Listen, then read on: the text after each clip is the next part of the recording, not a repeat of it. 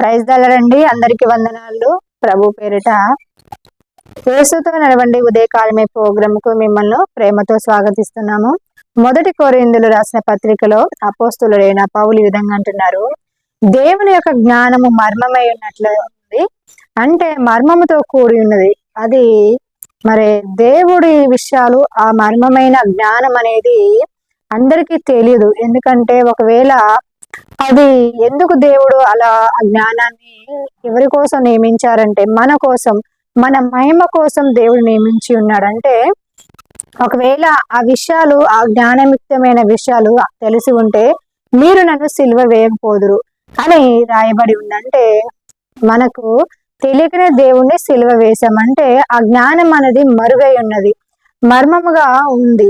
అంతేకాదు పౌలు అంటున్నాడు, నేను వాక్యాన్ని మరి జ్ఞానయుక్తమైన బోధతో కానీ మరి ఎంతో వివేకంతో కానీ నేను బోధించట్లేదు. నా జ్ఞానం ఏమీ లేదు, నాకు సిలువ వేయబడిన క్రీస్తు తప్ప ఏమీ తెలియదు.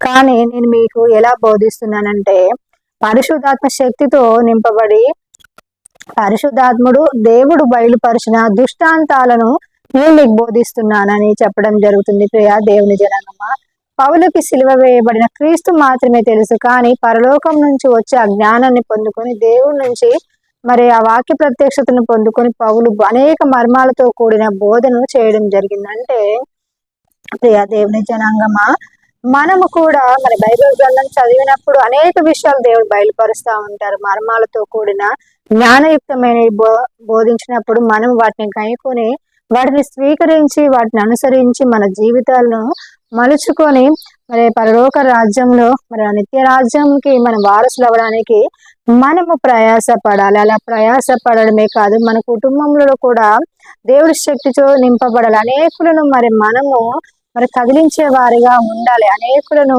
మరి ఓదార్చే వారిగా, అనేకులను అగ్నిలో లాగినట్టు లాగడానికి మనము మరి దేవుడి యొక్క జ్ఞానం పొందుకొని మనము ముందుకు సాగాలి.